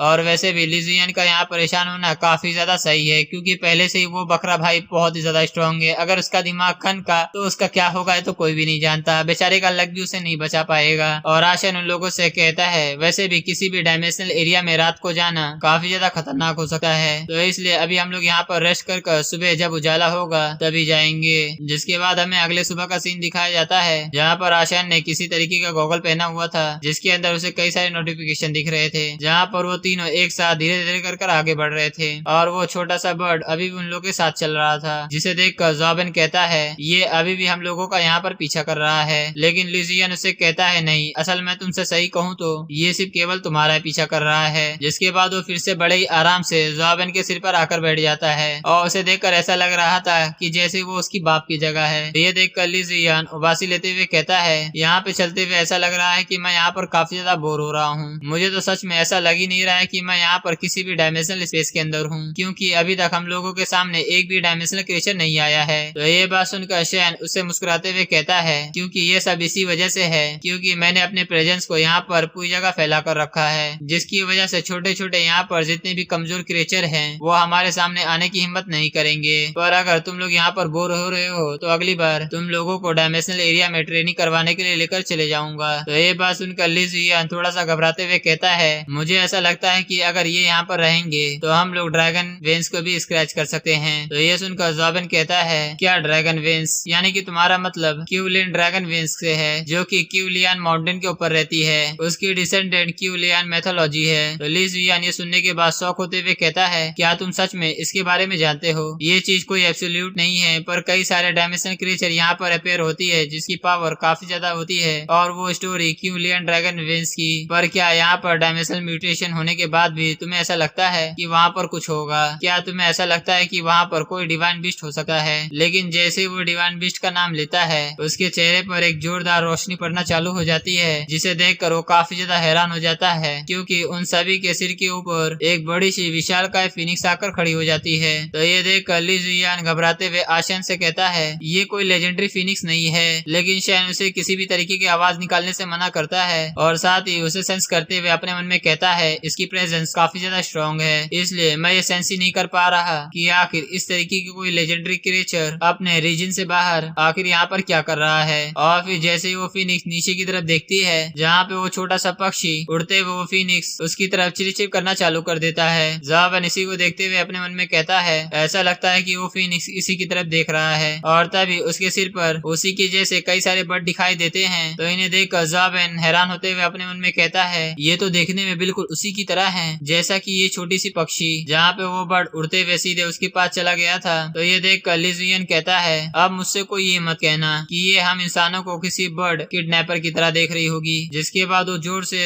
क्राई कर चिल्लाती है और फिर वो फिनिक्स वहाँ से उड़ते हुए सीधे चली जाती है। ली जुयान ने देखकर घबराते हुए नीचे बैठ गया था, जहाँ वो नीचे बैठते हुए कहता है ये काफी ज्यादा अच्छा है कि वो यहाँ पर किसी भी तरीके का हमें यहाँ पर हार्म पहुँचाए वो यहाँ से चली गई। आशियान भी कहता है शायद इसी वजह से हुआ है कि हम लोगों ने उस बर्ड को जरा सा भी नुकसान पहुँचाने की कोशिश नहीं करी थी, पर अगर सच में अगर वो हम लोगों से यहाँ फाइट करती तो सच में हमारी यहाँ पर खैर नहीं होती। तो ली जुयान उससे कहता है तुम तो एक टॉप मिलिट्री के आदमी हो पर फिर भी तुम उसका सामना नहीं कर सकते सकते। तो आशियान भी उससे कहता है बिल्कुल नहीं। जिसके बाद वो उससे आगे पूछता है तो बताओ क्या आखिर तुम डिवाइन बर्ड को देखकर यहाँ पर खुश हुए। तो उसकी बात सुनकर ली जुयान भी वहाँ पर अपना दांत दिखाना चालू कर देता है। लेकिन दूसरी तरफ वो फिनिक्स का बच्चा ज़ाबेन के कपड़े पकड़कर अपनी तरफ खींच रहा था, जहाँ देखकर ऐसा लग रहा था कि वो ज़ाबेन को कहीं लेकर जाना चाहती है। तो ये देखकर ज़ाबेन उससे पूछता है आखिर ये अपनी माँ के साथ क्यों नहीं गया। तो ली जुयान उससे कहता है ऐसा लगता है कि वो उसे यहाँ पर इसलिए छोड़कर चली गई है क्योंकि तुमने कहा था ना कि वो अपने रीजन से बाहर है। शायद वो फिनिक्स केवल यहाँ पर इसलिए आई थी जिससे वो यहाँ पर इसे ढूंढ सके। तो ज़ाबेन इस बच्चे को देखते हुए कहता है इसे देखकर ऐसा लग रहा है कि ये हमसे कह रहा है कि हम इसके पीछे पीछे आए। और फिर वो इसके पीछे चलने लगते हैं। जहाँ पर वो थोड़े से आगे बढ़ने के बाद सामने की तरफ देखते हैं तो उन लोगों के सामने एक काफी ज्यादा बड़ा पेड़ दिखाई देता है। तो ये देखकर वो भी सरप्राइज होते हुए कहते हैं आखिर ये इतना सा बड़ा पेड़ कैसा। तो आशियान उसे बताते हुए कहता है मैंने ऐसा सुना था कि फिनिक्स केवल एक ही जगह पे रेस्ट करती है जो कि एक काफी ज्यादा बड़ा विशाल पेड़ होता है। तो मुझे ऐसा लगता है कि यही उसकी मदर की टेरिटरी होगी। और इसे देखकर ऐसा लगता है कि ये फिनिक्स का बच्चा गलती से उड़कर यहाँ पर आ गया हो, जिसके बाद वो रास्ता भटक गया होगा। ये बात सुनकर चुप रहता है। जिसके बाद वो उन सभी से कहता है इसे देखकर ऐसा लगता है कि हम लोग उस पेड़ से काफी ज्यादा करीब हैं, तो क्यों ना हम लोग आगे बढ़ते हैं। तो ये बात सुनकर ली जुयान काफी ज्यादा हैरान हो जाता है। जहाँ पर उससे कहता है क्या तुम सचमुच इस चीज के लिए सीरियस हो। तुम एक लेजेंडरी डिवाइन बीस्ट के टेरिटरी के अंदर जाने की बात कर रहे हो। वो जगह सचमुच काफी ज्यादा खतरनाक होगी। तो ज़ाबेन उससे कहता है ये पूरी तरह से ठीक होगा क्योंकि हम लोग पहले ही उसकी टेरिटरी के अंदर उसके बच्चे के साथ आ गए हैं और उसने ना ही हमारे ऊपर अटैक किया और ना ही हमारा पीछा करने की कोशिश। तो शायद ये जब तक ठीक होगा जब तक हम लोग उसके ऊपर बेमतलब के अटैक करने की कोशिश ना करें। तो ली जुयान जानकर थोड़ा सा हैरान होता है और वहीं पर आशियान उससे कहता है मैं भी इस चीज से एग्री करता हूँ और हम लोग वहाँ पर जाकर और भी अच्छे से डाटा को कलेक्ट कर सकते हैं हमारे वॉरलॉर्ड के लिए। तो ये बात सुनकर ली जुयान उससे कहता है तो ठीक है मैं भी तुम लोगों के साथ जाने के लिए तैयार हूँ। तो ये बात सुनकर आशियान कहता है ठीक है तो हम लोगों को जल्दी करना होगा क्योंकि अंधेरा होने से पहले हम लोगों को वहाँ से वापस आना होगा। जिसके बाद हमें उस बड़े से गोल्डन ट्री के पास का सीन दिखाया जाता है जहाँ पर कई सारे मिलिट्री टैंक पड़े हुए थे और भी कई सारी चीजें। जैसे ही वो लोग वहाँ पर आते हैं तो आशियान ये देखकर काफी ज्यादा हैरान होते हुए कहता है ये सचमुच काफी ज्यादा खतरनाक है। ये सारा का सारा मिसिंग मिलिट्री सामान जो कि हमारी जगह से लंबे समय से गायब हो गया था तो अब पता चल रहा है कि वो यहाँ पर है। वहीं ज़ाबेन ये सभी को देख रहा था लेकिन तभी उसका पैर किसी चीज से टकराता है जहाँ पर उस चीज को देखता है जो कोई कपड़े से बंधी हुई चीज थी जो जमीन पर पड़ी हुई है। जहाँ पर वो उसे उठाता है तो उसको खोलकर देखता है तो उसके सामने एक बम्बू की स्वॉर्ड दिखाई देती है। तो शैन इसे देखते हुए कहता है ये चीज काफी लंबे समय से गायब थी और अब असल में देखो तो ये यहाँ पर है। तो ज़ाबेन उससे कहता है क्या ये बाम्बू स्टिक। तो शैन उसे बताता है तो आशियान उसे बताता है कोई भी मेटल किसी भी डायमेंशनल क्रिएचर के ऊपर ज्यादा कोई इफेक्ट नहीं कर पाता, जिसकी वजह से फेडरेशन की मिलिट्री ने एक पैरामेडिकल मेटल को ढूंढा था जो कि डायमेंशनल स्टॉर्म से पैदा होता है और एक ब्लैक स्मिथ जिसने काफी ज्यादा फेमस 4 तलवार बनाई थी जो कि उसी प्योरेस्ट पैरामेडिकल मेटल से बनी थी। और एक स्वॉर्ड को मैंने अपने आंखों के सामने देखा है कि वो कितनी ज्यादा पावरफुल है और एक जो कि तुमने अपने हाथ में पकड़े हो और जहाँ तक मुझे इसका नाम पता है इसका नाम बाम्बू स्वॉर्ड है। तो ये जानकर ज़ाबेन कहता है अच्छा। और फिर जैसे ही उस बाम्बू स्टिक से तलवार को निकालता है तो ये देखकर शैन उसको रोकने की कोशिश करने लगता है लेकिन उसके बोलने से पहले ही ज़ाबेन उस तलवार को उस मियान से पूरी तरह से निकाल लेता है और चिल्लाते हुए कहता है ये तो सचमुच काफी ज्यादा कमाल की तलवार है। तो ये देखकर आशियान अपने सर को पकड़ते हुए कहता है अब मैं तो काफी ज्यादा लेट हो चुका हूँ क्योंकि तुमने इस तलवार को इस मियान से निकाला है तो इसलिए तुम अब इस तलवार के मास्टर बन चुके हो। तो ली जुयान भी ये सुनकर उससे कहता है सचमुच तुम काफी ज्यादा लकी हो और साथ ही आशियान को चिंता के बारे में उससे पूछते हुए कहता है आखिर तुम इतनी ज्यादा चिंता क्यों कर रहे हो। तो ली जुयान उससे कहता है शायद ऐसा हो सकता है कि हम लोग यहाँ पर कोई और भी तलवार ढूंढ लें और इतना बोलकर वो तलवार को ढूंढने लगता है। तो ये बात सुनकर आशियान उसके ऊपर हंसते हुए कहता है मैं मानता हूँ कि अगर तुम यहाँ पर किसी भी गलती से कोई भी तलवार को ढूंढ लेते हो तो मुझे ऐसा लगता है कि वो स्वॉर्ड तुम्हारे लिए पूरी तरह से अनब्रेकेबल होगी क्योंकि इन चारों तलवारों के जो ओनर हैं उनका अंत काफी ज्यादा अच्छा नहीं होता और इसमें द ब्लिच ब्लॉसम स्वॉर्ड के मास्टर का भी नाम है यानी कि उनका भी अंत काफी ज्यादा बुरी तरीके से हुआ था जो कि आप फैमिली के पुराने पेट्रियाज भी हुआ करते थे। तो ये बात सुनने के बाद ज़ाबेन काफी ज्यादा हैरान होते हुए अपने मन में कहता है क्या आप फैमिली के पुराने हेड यानी कि टियानज़ाओ के फादर। जिसके बाद आशियान ज़ाबेन से तलवार को थोड़ी देर के लिए मांगता है जहाँ उस तलवार से वो अपने हाथ को काट लेता है। जिसके बाद वो ज़ाबेन को बोलता है इस तलवार से तुम किसी भी लड़ाई को मत करना पर अगर इस तलवार से खून नहीं बहाया जाता तो इसकी वजह से तुम्हारे लिए लिए तबाही हो सकती थी, लेकिन अब तुम इसको निकालने के बाद इस तलवार के मास्टर बन चुके हो, तो इसका काफी अच्छी तरीके से इस्तेमाल करना और इसका ख्याल रखना। और ये सारी बातें खत्म हो जाने के बाद वो तीनों लोग बड़े से पेड़ के पास आ जाते हैं, जहाँ पे लिज जियान उस फिनिक्स के पेड़ को देखते हुए कहता है, अच्छा तो ये बड़ा सा पेड़ है जहाँ पर फिनिक्स रेस्ट करने आती है। लेकिन तभी ज़ोबेन की नजर एक चीज पर पड़ती है, जहाँ पर वो उस ककून को देखकर काफी ज्यादा शॉक हो जाता है। और वहीं पर लिज जियान उस ककून को देखते हुए कहता है, आखिर ये ककून किस चीज का है, आखिर यहाँ पर इस चीज का क्या लेना देना है। लेकिन ज़ोबेन उस चीज को देखकर परेशान होते हुए अपने मन में कहता है, क्या यहाँ पर भी एक ककून है? और ड्रैगन केव के अंदर पहले से ही है और इसके अलावा एंड केव के अंदर भी मैंने एक देखा है, तो आखिर एग्जैक्टली ये है क्या? ज़ोबेन इस चीज को देखकर परेशान होते हुए अपने मन में सोच रहा था, लेकिन तभी वो फिनिक्स का बच्चा चिप चिप करने लग जाता है, क्योंकि उसकी माँ वहाँ पर आ गई थी। तो ये देखकर राशन भी कहता है, अब वो यहाँ पर आ गई है। और फिर वो फिनिक्स का बच्चा चिप चिप करते हुए सीधे अपनी माँ की तरफ जाने लग जाता है और उसके पास पहुंचकर अपना प्यार जताने लगता है। तो ये देखकर लिज जियान और बाकी सभी लोग कहते हैं कि अब हम लोगों को यहाँ से जल्दी निकल जाना चाहिए, और वो लोग तेजी से वहाँ से जाने लगते हैं। और वो फिनिक्स चुपचाप उन लोगों को जाते हुए देख रहा था, और उसको ज़ोबेन के अंदर से वो एम्परर सूत्रा दिखाई दे रहा था, जिसकी वजह से उसे सेंस हो जाता है कि उसके अंदर कितनी ज्यादा ग्रेट पावर है। और फिर जैसे ही वो सभी वहाँ से निकल जाते हैं, तभी वो फिनिक्स एक जोरदार चीख की आवाज निकालती है। उसके अंदर से फायर की एक छोटी सी बॉल तेजी से निकल कर आती है, जो सीधे उसके बच्चे के सामने आकर खड़ी हो जाती है। तो ये देखकर वो भी चिड़चिड़ करने लग जाती है और उससे पूछने लग जाता है कि आखिर ये क्या है। लेकिन तभी वो फायर बॉल किसी अंडे के शेल के अंदर बदल जाती है। इसके बाद हमें नेक्स्ट सीन ज़ोबेन की तरफ का दिखाया जाता है, जहाँ पर वो सभी अपनी कार के पास पहुंच गए थे, जहाँ पर आशन अपने फोन को देखते हुए कहता है, हम लोगों को लगता है कि यहाँ पर काफी ज्यादा लंबा समय हो गया है, और हम लोग अगर रात को भी ड्राइव करते हैं तो मुझे लगता है कि हम लोग डिवाइन गिफ्ट के ट्रायल के लिए सही समय पर पहुंच जाएंगे। लेकिन लिज जियान काफी उदास होते हुए कहता है, ये तो काफी ज्यादा शर्म की बात है, वो कितना ज्यादा ऑसम फिनिक्स का बच्चा था जिसे हम अपने पास रख सकते थे, लेकिन तुम लोग काफी ज्यादा जेनरस बनते हुए उसे तुमने सचमुच जाकर उसे लौटा दिया। लेकिन ज़ोबेन उस बाम्बू स्वॉर्ड को देखते हुए कहता है, पर ऐसा नहीं कि हम लोगों को वहाँ पर जाकर कुछ भी नहीं मिला। लेकिन तभी वो फिनिक्स का बच्चा आकर सीधे उसके सिर पर बैठ जाता है। तो ये देखकर दोनों जन काफी ज्यादा हैरान हो गए थे। तो ज़ोबेन उसके ऊपर चिल्लाते हुए कहता है, क्या तुम फिर से आ गए? वो फिनिक्स का बच्चा जो अपने पास सेल रखा था वो उसे हाथ में दे देता है, जिसे लेकर ज़ोबेन सोचते हुए कहता है, आखिर ये क्या है? इसे देखकर ऐसा लगता है कि ये किसी अंडे का टुकड़ा है। जिसके बाद हमें जॉन का सीन दिखाया जाता है, जहाँ पर जॉन के घर में उसकी बहन और जॉन दोनों ही अपने फादर के सामने घुटने टेक कर बैठे हुए थे, जहाँ पे जॉन का फादर उन दोनों के ऊपर चिल्लाते हुए कहता है, तुम दोनों हमारे केव फैमिली के लिए काफी ज्यादा शर्म की बात हो। वो बस एक छोटा सा बच्चा है जिसके बारे में मैंने कभी नहीं सुना, पर उसने तुम दोनों की काफी बुरी तरीके से बेइज्जती और हालत खराब कर दी। तो जॉन उससे कहता है, फादर वो ज़ोबेन है जिसने हमारी केव फैमिली के ऊपर डिसरिस्पेक्ट करी है, हमें उसका कुछ ना कुछ तो करना ही होगा,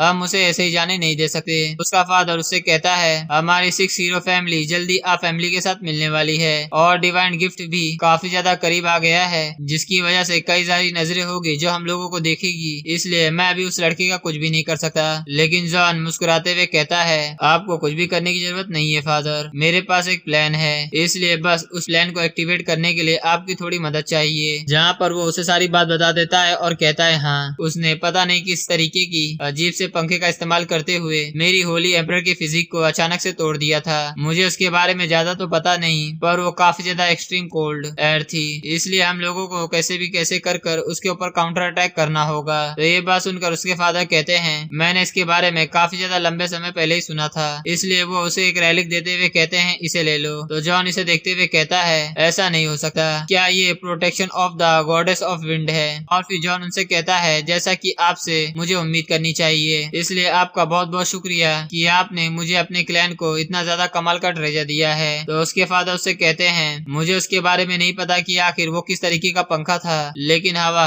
केवल हवा ही होती है, लेकिन protection of the goddess wind की मदद से किसी भी तरीके का विंड अटैक तुम्हें जरा सा भी इफेक्टिव नहीं होगा, इसलिए अब जाओ, मुझे इस बार डिसअपॉइंटमेंट मत करना। जिसके बाद सीन हमें ज़ोबेन की तरफ का दिखाया जाता है, जहाँ पर फिनिक्स के बर्ड को देखते हैं, वो बड़ी आराम से सो रही थी और ज़ोबेन उस सेल को देखकर चुपचाप देख ही रहा था बस। तो आशन उससे बोलता है, तुम्हें इसके बारे में जरूरत से ज्यादा नहीं सोचना चाहिए, क्योंकि लेजेंड कहते हैं डिवाइन गिफ्ट अपनी काइंडनेस को दिखाने के लिए इस तरीके की कोई ना कोई चीज देते रहते हैं, इसलिए तुम्हें इस अपॉर्चुनिटी का इस्तेमाल करना चाहिए। और अब देखो, हम लोग तो होली लैंड के अंदर आ चुके हैं। जिसके बाद वो सभी लोग गेट के सामने आकर खड़े हो जाते हैं, जहाँ पर हमें और भी कई सारे पार्टिसिपेंट को दिखाया जाता है, जिसकी भीड़ को देखकर ऐसा लग रहा था कि ये जो एग्जाम होने होने वाला है वो बहुत ही ज्यादा खतरनाक होगा। पर वो लोग आशैन को वहाँ पर देखकर आपस में बात करते हुए कहते हैं ये तो आप फैमिली का शैन है, इसका मतलब इसके पीछे खड़ा हुआ जो इंसान है वो आप फैमिली से है जो कि इस ट्रायल के लिए चुना गया है। वो सभी उसके बारे में कई सारी बातें करने लगते हैं, जहाँ पर कोई कहता है ये काफी ज्यादा अजीब है क्योंकि मैंने सुना था कि वो आजिन होगी, वो काफी ज्यादा खतरनाक है। आखिर इनकी यहाँ पर सच में आने की इतनी हिम्मत कैसे हुई। और साथ ही वो लिजियन के बारे में कई सारी बातें करने लगते हैं, ये तो ली फैमिली का यंगेस्ट बेटा है, पर आखिर ये दोनों इतनी ज्यादा करीब क्यों खड़े हैं। जहाँ पर आशैन जॉबिन को बताता है कि ये वही जगह है जहाँ पर कई सारे पार्टिसिपेंट एक साथ खड़े हुए होते हैं, जिसके बाद यहाँ से ही वो अंदर जा पाते हैं। और अब मैं यहाँ से जा रहा हूँ क्योंकि यहाँ पर अब अनाउंसमेंट होने वाली है और तुम ट्रायल के अंदर कल सुबह यहाँ पर पहुंच जाना। तो ये देखकर जॉबिन उससे कहता है इसे देखकर ऐसा क्यों लग रहा है कि यहाँ पर सभी आ फैमिली के खिलाफ हैं। तो लिजिया ने सुनते हुए कहता है क्या तुम्हें इसके बारे में नहीं पता। तो जॉबिन उससे पूछता है आखिर किस बारे में। तो लिजिया उसे बताता है आखिर क्या वजह थी कि पिछली बार डिवाइन गिफ्ट में किसी भी पार्टिसिपेंट को हीरो बनने का मौका नहीं मिला था, वो तियानजाओ की वजह से था। जहाँ पर हमें फ्लैशबैक में कई सारे स्टूडेंट तियानजाओ के सामने खड़े हुए थे, जहाँ पर सभी स्टूडेंट तियानजाओ से कहते हैं आखिर तुमने हमारा रास्ता क्यों रोके हो। तो तियानजाओ से कहता है ओ वेल क्योंकि मैं ऐसा नहीं चाहता कि तुम लोग इस सेरेमनी का इस्तेमाल करते हुए किसी भी तरीके से दूसरी दुनिया की पावर को इनहेरिट करो। और वो अपने स्वॉर्ड का इस्तेमाल करते हुए वहाँ पर सभी लोगों का खून बहाना चालू कर देता है। तो जॉबिन उससे कहता है अच्छा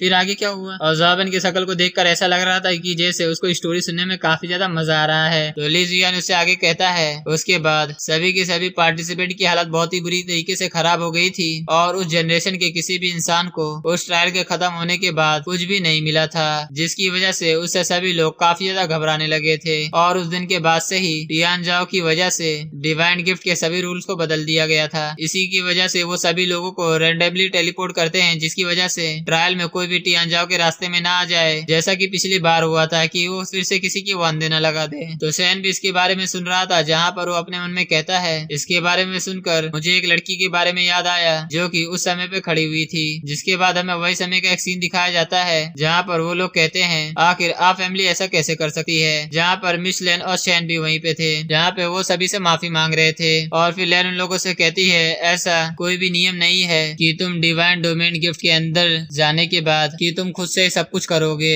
इसलिए ये सब territory of divine gift domain के अंदर जाने के बाद ये सब बस एक छोटे से एक्सीडेंट की जैसा था, इसलिए प्लीज इसे भूल जाइए। जैसा कि जब से मेरे हस्बैंड मरे हैं उसके बाद से ऐसे कई सारे कीड़े हैं जो कि मेरी आ फैमिली को खाने की कोशिश कर रहे हैं, क्या आपको ऐसा नहीं लगता। तो ये बात सुनकर जॉन के फादर काफी ज्यादा गुस्सा हो जाते हैं। जिसके बाद हमें एक छोटी सी बच्ची का सीन दिखाया जाता है जहाँ पर वो जो कि आशैन से कह रही थी है क्या तुम वही लड़के हो जिसने सभी लोगों को हरा दिया था, और उससे कह रही थी कि मैं बड़ी होकर तुम्हारे जैसा स्ट्रॉन्ग बनूंगी, नहीं मैं बड़ी होकर तुमसे भी ज्यादा स्ट्रॉन्ग बनूंगी और स्ट्रॉन्ग बनकर मैं तुम्हें हराना चाहती हूँ। जिसके बाद हमें प्रेजेंट में दिखाया जाता है जहाँ पर हमें उसी लड़की को दिखाया जाता है जो कि बच्ची होकर आशैन को डिफीट करने के बाद बोल रही थी, और वो जॉबिन को देखकर मन में सोच रही थी कि लगता है कि वो इस बार नहीं आया। और उसके पीछे कोई आते हुए कहता है आखिरकार मैंने तुम्हें ढूंढ लिया। तो वो लड़की उससे बोलती है मैंने तुमसे कई बार कह दी हूँ कि मैं तुम्हारे इस बेकार से प्लान के अंदर तुम्हारा साथ नहीं देने वाली। तो जॉन चिल्लाते हुए उससे कहता है आखिर मैं इसे कैसे भूल जाऊँ, तुम ये मत भूलो कि तुम भी 6 हीरो की फैमिली में से एक हो, तो क्या तुम्हारी ये ड्यूटी नहीं बनती कि तुम्हें भी इस चीज की रिस्पॉन्सिबिलिटी लेनी चाहिए। लेकिन तभी उसके चेहरे पर एक कट लग जाता है जो देख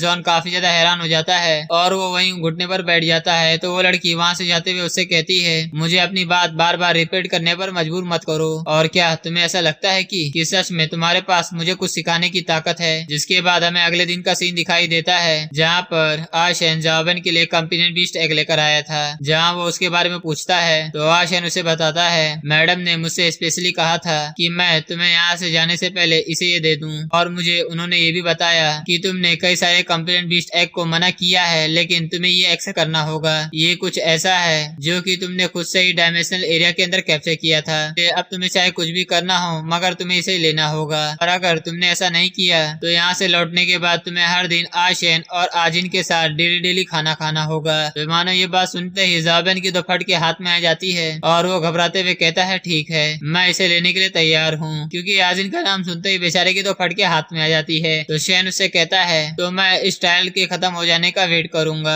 जिसके बाद आशैन वहाँ से चला जाता है और जॉबिन रूम के अंदर आने के बाद हमें इसके स्टेटस को दिखाया जाता है कि ये मेटल एसेंस आर्मर बीस्ट है, जिसे देखकर जॉबिन मन में सोचते हुए कहता है ये डिफेंस टाइप का कंपेनियन बेस्ट है और इसकी फिजिक्स सच में पूरी तरह से मैक्स है और इसका स्टेट भी एक आर्मर का है। लगता है सिस्टर लैन मुझे देने के लिए इसे काफी ज्यादा लंबे समय से तैयारी कर रही थी। जिसके बाद ली जियान वहाँ पर आ जाता है जहाँ पर वो जॉबिन से पूछता है तो क्या तुमने ये डिसाइड कर लिया कि आखिर होली लैंड के अंदर जाने के बाद कि कौन से टेम्पल के अंदर जाकर कल्टीवेट करोगे। जहाँ तक मुझे अच्छे तरीके से याद है कि आ फैमिली सन शूटिंग आर्ट को कल्टीवेट करती है तो शायद तुम सन टेम्पल के अंदर जाओगे। वहाँ पर जाने के बाद इस टेक्निक के कंप्लीट फॉर्म को रीच करने के लिए तुम्हें कई सारे क्वेस्ट को पूरा करना होगा और सन गॉड बॉडी को भी ऑब्टेन करना होगा। जिसके बाद वो और आगे बताता है मैं वेटेलिटी टेक्निक के डिस्कस करने में ज्यादा तो अच्छा नहीं हूँ पर देखकर ऐसा नहीं लगता तुम्हारी जो वेटेलिटी टेक्निक है कि वो सन शूटिंग टेक्निक है। तो जॉबिन उसे बताता है कि मैंने सन शूटिंग आर्ट को कल्टीवेट नहीं किया तो इसलिए ये मेरे लिए मैटर नहीं करता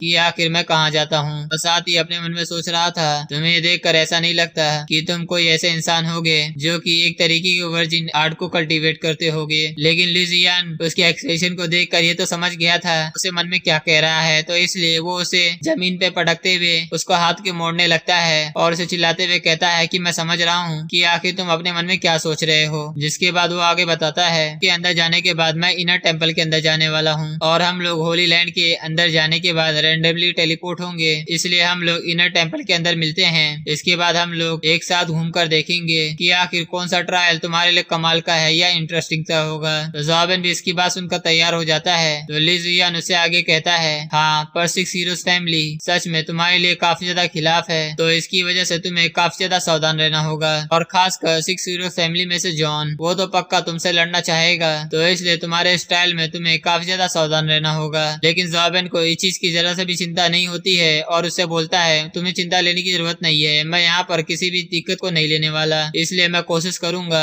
जितना ज्यादा हो सके मैं उसको अवॉइड करूँ। और साथ ही उसे ये भी बताता है सिस्टर लैन ने मुझे metal armour essence beast egg दिया है जिसका डिफेंस पूरी तरह से मैक्सिमम है। तो ये बात सुनकर वो हैरान होते हुए कहता है क्या सच में आप फैमिली काफी ज्यादा जेनरस है। फिर ली जियान भी अपने पावर को रिलीज करते हुए कहता है इसके अलावा मैं भी पूरी तरह से प्रिपेयर हूँ। जहाँ पर वो अपनी तलवार को दिखाते हुए कहता है टड़ा ये मेरा थंडर गॉड जनरल है ये ऑफेंसिव टाइप का सबसे ज्यादा स्ट्रॉन्गेस्ट कंपेनियन बीस्ट है और लेजेंडरी क्लास में इसका अटैक सचमुच काफी ज्यादा अनपेरेबल है ये काफी ज्यादा पावरफुल है। इसके अलावा ये म्यूटेटेड है जो कि 10 लाखों में से सिर्फ एक ही होता है और इसके पास एक स्पेशल स्किल भी है। यहाँ पर वो इसके बारे में बताते हुए काफी ज्यादा खुश हो रहा था तो जॉबिन उससे कहता है आखिर तुम इतनी ज्यादा लकी कैसे हो सकते हो। लेकिन लकी शब्द बोलकर जॉबिन के दिमाग में जावलू का ही ख्याल आ जाता है। वो उठते हुए ली जियान से कहता है अब मुझे पता चल गया कि तुमने इसको पाने के लिए जावलू की मदद ली होगी क्यों मैंने सही कहा ना। तो ली जियान भी हैरान होते हुए कहता है क्या तुम्हें सचमुच इसके बारे में पता चल गया। जिसके बाद हमें अगले दिन के सुबह का सीन दिखाया जाता है जहाँ पर सभी की पर्सनल इंफॉर्मेशन को वेरीफाई करने के बाद उन लोगों को सेंटर में मूव होने के लिए कहा जाता है क्योंकि वो ट्रायल को स्टार्ट करने के लिए सभी लोगों को टेलीपोर्ट करना स्टार्ट कर देते हैं। जहाँ पर वो दोनों हाथ मिलाते हुए एक दूसरे से कहते हैं हम दोनों एक दूसरे के साथ इनर टेम्पल में मिलेंगे और फिर एक काफी ज्यादा बड़े एनर्जी बीम के साथ वो सभी अलग अलग जगह टेलीपोर्ट हो जाते हैं। जिसके बाद हमें जॉबिन को दूसरी जगह टेलीपोर्ट होते हुए दिखाया जाता है जो कि एक टेम्पल के ऊपर टेलीपोर्ट हुआ था।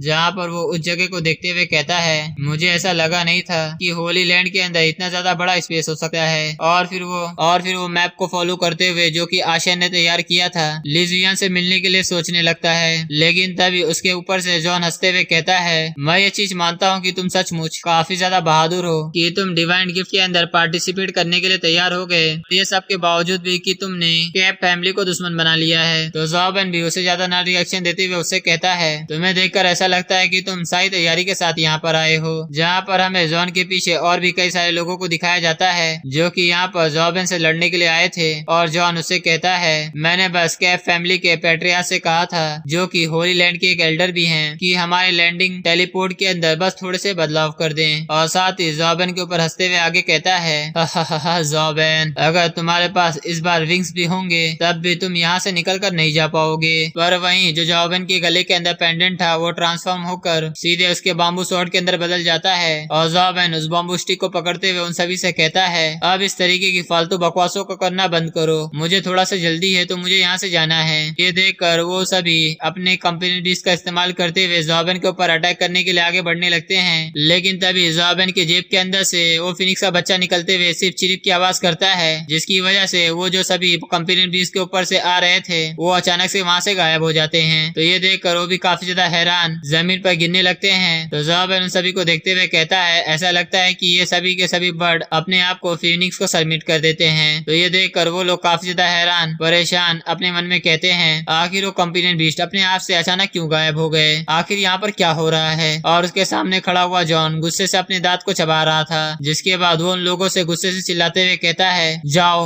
जाकर उस कमीने को जान से मार डालो। तो वो सभी एक साथ आकर ज़ोबेन के ऊपर अटैक करना चालू कर देते हैं। तो ये देखकर ज़ोबेन उस फिनिक्स के बच्चे को अपने जेब में रखते हुए उनसे कहता है अब तुम सारी चीजें मुझ पर छोड़ दो। और फिर वो अपने बनाना फेरी के फैन को बाहर निकाल लेता है। तो ये बनाना फेरी की स्किल को देखते हुए जॉन परेशान अपने मन में कहता है ये फिर से वही पंखा। और फिर जैसे ज़ोबेन वहाँ पर द ग्रेट एंड विंड का इस्तेमाल करता है तो एक हवा से बना हुआ काफी बड़ा टोर्नेडो सबको वहाँ से उड़ा ले जाता है। लेकिन तभी अचानक से वो टोर्नेडो डिसअपेयर होना चालू हो जाता है, क्योंकि जॉन ने the protection of the goddess of wind का इस्तेमाल किया था, जो कि हर एक प्रकार के विंड के अटैक को पूरी तरह से कैंसिल कर देती है। तो वो ज़ोबेन से कहता है ये इतना भी बुरा नहीं है, लेकिन मैं इस बार इसकी तैयारी कर आया हूँ। और फिर से उसके आदमी जहाँ पर फिर से ज़ोबेन के ऊपर अटैक करना चालू कर देते हैं। तो उसे जॉन देखते हुए कहता है तो चलो अब मुझे दिखाओ कि आखिर तुम बिना पंख के अब क्या कर सकते हो। लेकिन तभी हमें वहाँ पर कई सारे शॉर्ट स्लैश की लाइट दिखाई देती है, जहाँ पर हम ज़ोबेन को देखते हैं जहाँ पर वो अपने बॉम्बू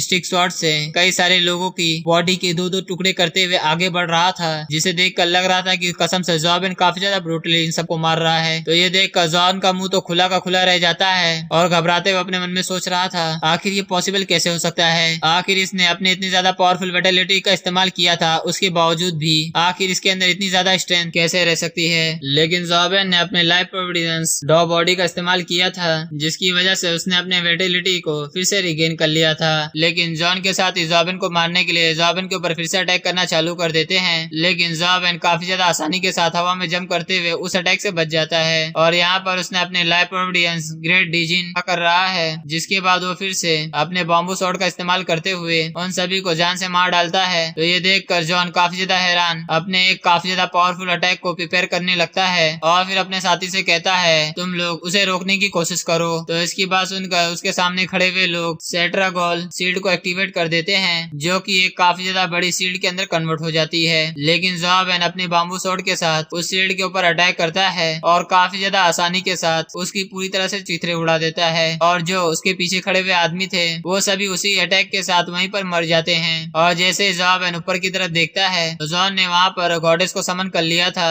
और चिल्लाते हुए ज़ोबेन को गुस्से के साथ कहता है अब तुम मर जाओ। और वो अपने काफी ज्यादा powerful attack holy light judgement का इस्तेमाल करता है, जो सीधे ज़ोबेन के ऊपर डायरेक्ट हिट करता है, जिसकी वजह से वहाँ पर एक काफी ज्यादा बड़ा धमाका होता है। उस धमाके को देखकर जॉन को ऐसा लग रहा था कि ज़ोबेन वहीं पर मारा गया होगा। फिर वो नीचे आकर वहाँ पर देखते हुए कहता है मुझे लगता है कि अब ये चीज यहीं पर खत्म हो गई और अब मुझे एक जगह देखनी चाहिए जहाँ पे जाकर मैं अपनी विटेलिटी को फिर से रिकवर कर सकूं। लेकिन उस धमाके से निकलता हुआ ज़ोबेन, जिसे थोड़ी बहुत चोट लगी थी, वो जॉन से कहता है क्या आखिर यहाँ पर क्या खत्म हो गया। और उसने यहाँ पर अपनी लाइफ प्रोविडेंस 8 परफेक्शन प्रंजना का इस्तेमाल किया था। तो ज़ोबेन को वहाँ पर जिंदा खड़ा होता हुआ देखकर जॉन की तो फटकर हाथ में आ जाती है, जहाँ पर वो घबराते हुए पीछे की तरफ जाते हुए कहता है आखिर ये इम्पॉसिबल है, आखिर ये पॉसिबल कैसे हो सकता है, आखिर कोई भी इंसान होली लाइट जजमेंट का एक डायरेक्ट हिट लेने के बाद इस तरीके से खड़ा कैसे रह सकता है। लेकिन ज़ोबेन अपने लाइफ प्रोविडेंस इंसेट एम्परर का इस्तेमाल करते हुए अपने हाथ को चटकाते हुए जॉन के करीब जाने लगता है और उसे देखकर ये तो पता चल गया था कि आज तो जॉन की लगने वाली है। और जॉन मार खाते हुए चिल्लाते हुए कहता है तुम एक मॉन्स्टर हो, तुम कोई इंसान हो ही नहीं सकते।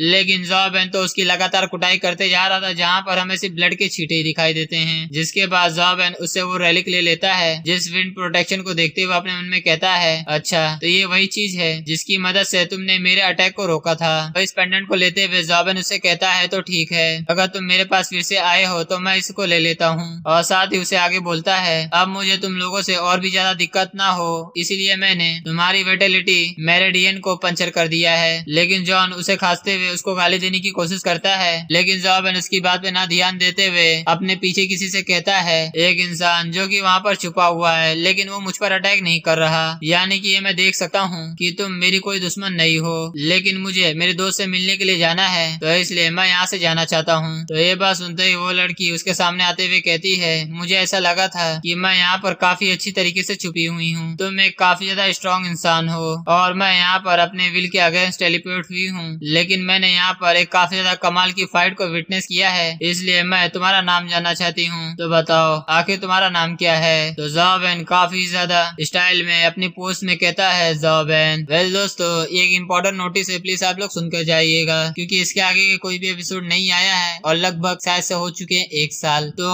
अब मैं इसके आगे का एक्सप्लेनेशन नहीं कर सकता हूँ, तो प्लीज मुझे माफ कर दीजिएगा। लेकिन हाँ, अगर इसके आगे का एपिसोड अगर राइटर ने चालू किया है तो मैं जरूर एक्सप्लेन करूंगा। लेकिन उससे पहले मैं आप लोगों को बता दूं, मैं किसी और नई सीरीज पे काम कर रहा हूँ, जिसमें मैं काफी अच्छे से हो सकेगा तो इस बार माइक वाइक को प्रॉपरली सेट कर अच्छे से एक्सप्लेन करूंगा, क्योंकि इसमें बहुत ही ज्यादा आवाज बीच बीच में कट जाता है, क्योंकि क्या करें माइक इतनी अच्छी नहीं है। बोया का माइक लिया था, 2 साल से उसको यूज कर रहा था, तो अब जाके उसको वही यूज कर रहा हूँ। लेकिन हाँ, अगर यूट्यूब से अच्छी इनकम हो नहीं रही है, लिटरली बता दूं तो इतनी ज्यादा इनकम नहीं हो रही, जो फॉलोवर्स है उस हिसाब से भी इनकम नहीं हो रही है, ना ही इसमें कुछ मिल रहा है। सच बोले तो लगभग मैं 1 महीने से मेहनत किया, उसके बाद मुझे जाके मिला है $13। अब $13 में क्या लूं, जब तक $100 नहीं होता है, जब तक अकाउंट से पैसे ही नहीं निकाल सकते हो। और इतने ज्यादा व्यूज आते हैं तो भी इतना मतलब मिल नहीं पा रहा है, लेकिन फिर भी ट्राई कर रहा हूँ, कहता हूँ कि देखा जाएगा जो होगा। मैंने क्या व्यूज आते हैं, आप लोगों का सपोर्ट मिलता है, इसलिए मैं इसको एक्सप्लेन करते रहता हूँ और भी सीरीज को मतलब बेहतरीन देता हूँ, अपना बेस्ट करता हूँ देने का। लेकिन जिस दिन माइक वाइक अच्छा खरीद लूंगा तो लिटरली मैं कसम से बता रहा हूँ आप लोगों को अच्छा से एक्सप्लेन मैं खुद ही करूंगा। जब तक मिलते हैं यार फिर किसी नई सीरीज में। वैसे भी मैंने एक नई सीरीज ढूंढ लिया हूँ, जो एक मेरे कमेंट में आया था कि भाई सीरीज को एक्सप्लेन करो, जिसका नाम है कुछ